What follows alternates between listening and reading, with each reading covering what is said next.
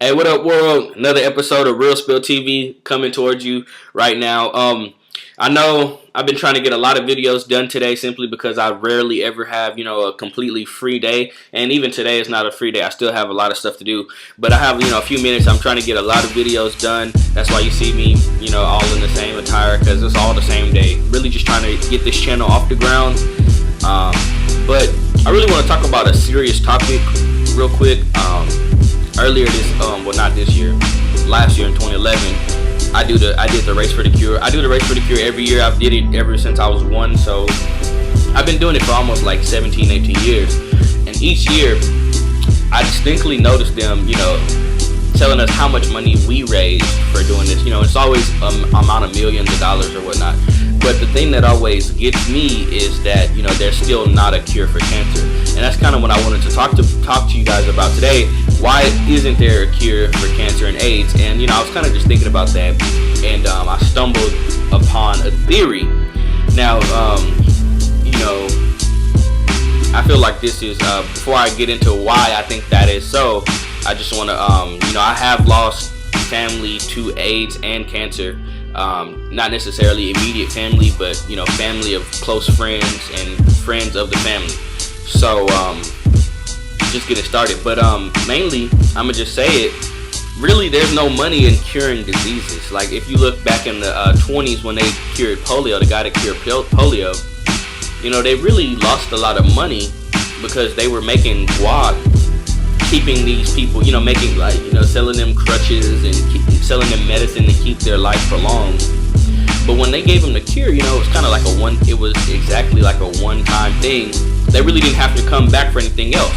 And so that's just something interesting for you guys to think about.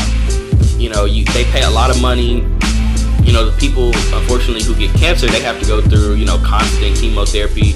Because chemotherapy, it's radiation that kills the cancer cells, but it very rarely kills all of them. So, you might be good for a year, but then a year later they're back and it's, full grown and it's bigger and better and it's more resistant to the chemo.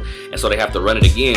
And, it's not like they're doing this out of the kindness of their heart. They're charging these people for the chemotherapy. And it's like they keep having to do this. And they have little, medicines that, prolongs their life or suppresses the cells or whatever.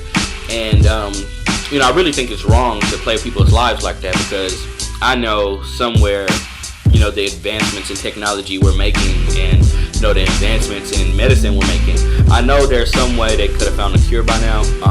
There was actually a video on WorldStar, and yes, I use WorldStar as a source for news, guys, just let you know that right now.